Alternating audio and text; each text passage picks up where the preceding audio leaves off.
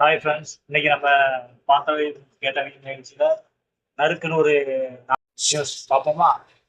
என்னன்னு பார்த்துக்கிட்டிங்கன்னா, திடீர்னு ஒரு 1000 பூச்சிகள் உருவாகி நம்ம மக்கள் ரொம்ப கஷ்டப்படுறாங்க.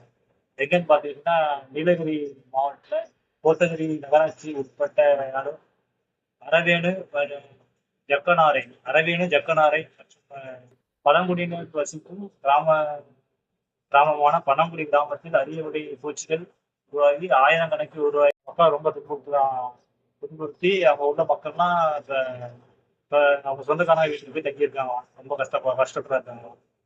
இது எங்கன்னு பார்த்தீங்கன்னா நீலகிரி மாவட்டம் கோத்தகிரியில நகராட்சிக்கு உட்பட்ட இடம். இப்ப அடுத்த நியூஸ் பார்த்தீங்கன்னா, நாடு முழுவதும் புதுப்பிக்கப்பட்டு நாடு முழுவதும் 75 ரயில் நிலையங்கள் புதுப்பிக்கப்பட்டு இருக்கு. நம்ம பிரதமர் மோடி அவர்கள் திறக்கப்பட்டிருக்கு. நம்ம தமிழ்நாட்டுல 3 இடங்கள்ல திறக்கப்பட்டிருக்காங்க. என்னன்னு பார்த்துக்கிட்டீங்கன்னா, சென்னை பூங்கா, சென்சேலம், குன்னூர் நிலையங்கள் போன்ற ரயில் நிலையங்கள் புதுப்பிக்கப்பட்டு திறக்கப்பட்டிருக்கின்றன. பயன்பாட்டுக்கு வந்திருக்கு. அப்புறம் நம்ம மக்கள் தொகை கணக்கெடுப்பு வந்து ஆன்லைன்லேயே நம்ம பதிவு செய்யலாம். பார்த்துங்க, முதலமைச்சர் விஜய் அவர்கள் வந்து தலைமை செயலகத்திலேயே உட்காந்து அவங்க லேப்டாப்லேயே மக்கள் தொகை கணக்கெடுப்புல அவங்களோட பதிவு விவரங்களை இருக்காங்க. அதே மாதிரி மக்கள் எல்லாருமே அதை நம்ம கரெக்டா எல்லா மக்களும் அதை நம்ம பதிவு செய்யணும்னு கேட்டுருக்காங்க.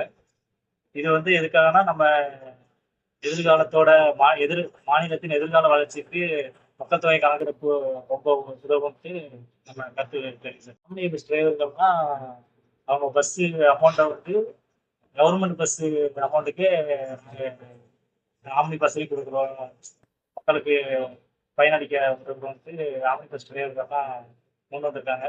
ரொம்ப நல்ல விஷயம்.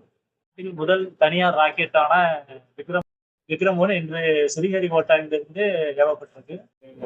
350 கிலோ எடை கொண்ட சிறிய வகை செயற்கைக்கோள்களை தூக்கிவிட்டு 450 கிலோமீட்டர் நம்ம புவியோட சுற்றுவட்ட பாதையில செயற்கைக்கோளை நிலைநிறுத்த விக்ரம் 1 செயற்கை ராக்கெட் ஏவப்பட்டிருக்கு.